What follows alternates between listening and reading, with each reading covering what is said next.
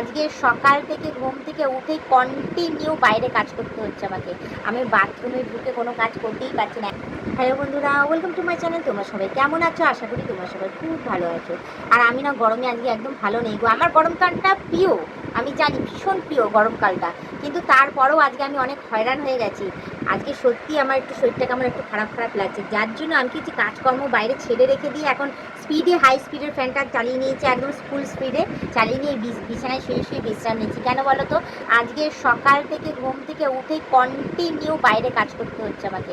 আমি বাথরুমে ঢুকে কোনো কাজ করতেই পারছি না, এত ভিড় লেগে রয়েছে যে একের পর এক যে কোনো কাজই আমাকে সমস্ত কিছু আমাকে বাইরে করতে হচ্ছে। তোমাদের দাদা আজকে ঘরে রয়েছে, ঘরের থেকেও কোনো রকম কোনো হেল্প করে না, জানিও বসে বসে হয় মোবাইল ঘাটবে, না টিভি দেখবে, না ওই ঘরে চলে যাবে।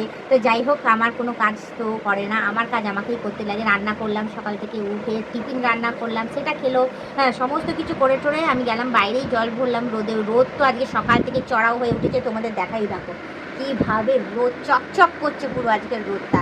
যেমন রোদ আর বাইরে তেমন বিভৎস গরম। ঘরটাও আমার গরম, হাওয়া বাতাস খুব একটা ঢুকতে পারে না এই জঙ্গলের জন্য, ঠিক আছে। আর এদিকে সামান্য এই হাই স্পিডের ফ্যানটা এখন চলছে বলে একটুখানি ঠান্ডা ভাব রয়েছে, কিন্তু যত বেলা বাড়তে থাকবে হাই স্পিডের ফ্যানের হাওয়াটাও গরম হয়ে যায়, বিছানা পাটি সব গরম হয়ে যায়। তখন আবার দুপুরবেলা আবার রেস্টও নিতে পারি না, জেগেই বসে থাকি। আর রাত্রিবেলায় যে ঘুমাতে যাবো, রাতে ওরকম ছাদ গরম থাকে, হাওয়াও গরম থাকে, রাতেও ঘুম আসে না। মানে কালকে সারা রাত্রি ঘুমাইনি, জেগেই ছিলাম। চোখ মুখের হাল দেখেছো কী অবস্থা হয়েছে।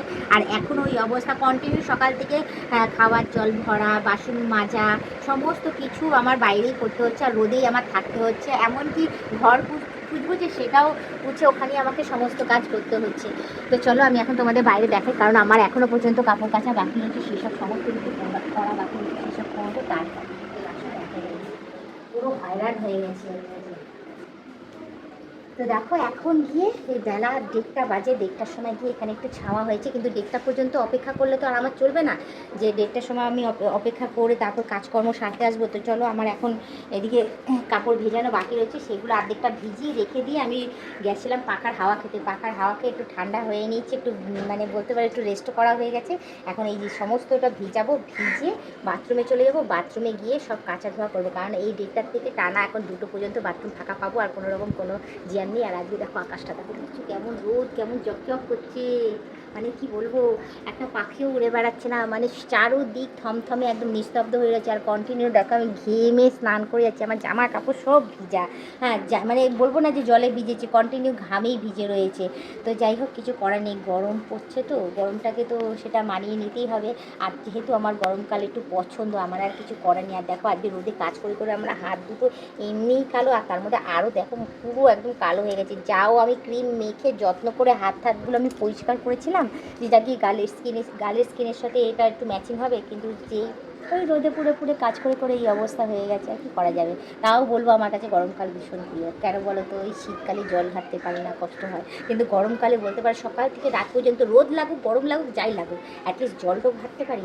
জলটা ঘাটলে পরে আমার কাজকর্ম ভালো পরিষ্কারভাবে করতে পারি, সমস্ত কিছু কাঁচা ধোয়া আমার হয়, আর আমি ঘর দুয়ারও পরিষ্কার করতে পারি। জল ঘাটা কন্টিনিউ আছে প্রত্যেকটা মেয়ে ছেড়ে দিই। জল না ঘাটলে সংসারের কাজকর্ম করাও যাবে না, পরিষ্কার থাকাও যাবে না।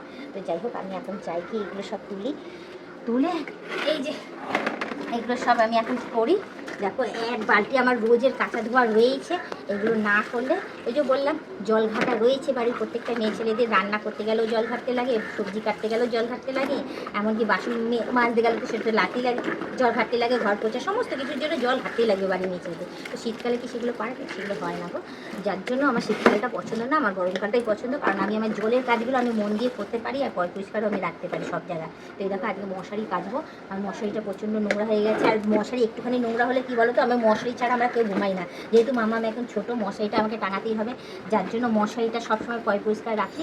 যে গরমের সময় অ্যাটলিস্ট এই মশারিটা যদি আমি টাঙিয়ে ঘুমাই, পরিষ্কার করা যদি থাকে তাহলে হাওয়া বাতাসগুলো ভালোভাবে ঢোকে। আর যদি অপরিষ্কার থাকে না, দেখবে যতই যেরকমই মশারি হোক না কেন, হাওয়া বাতাস না ঢুকলে আরও বেশি গরম লাগে। তো যার জন্য আজকে বাধ্য হয়ে মশারিটাকেও আমি ভিজিয়ে নিচ্ছি, ভিজিয়ে ভালো করে পরিষ্কার করে মশারিটা কেচে ধুয়ে, হ্যাঁ নিজে স্নানটাও হয়নি এখনও পর্যন্ত, সেগুলো কমপ্লিট করে তারপর ঘরের মধ্যে ঢুকে বাদ বাকি কাজগুলো কমপ্লিট করবো। তো চলো বেশি কথা না বাড়ি, শুধু এইটুখানি বলবো, যারা নতুন দেখছো তারা অতি অবশ্যই আমাকে ফলো করে দিও, আর আমার সাবস্ক্রিপশানটা নিয়ে নিও।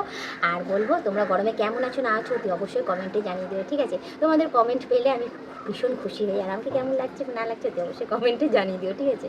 আজকে ব্লগ ভিডিওটা এখানেই শেষ করছি, আবার অন্যদিন অন্য কোনো সময় ব্লগ ভিডিও নিয়ে হাজির হয়ে যাবো। আজকে আমাদের টাটা, বাই বাই, সুস্থ থেকে এভাবে আমাকে দেখতে দেবো।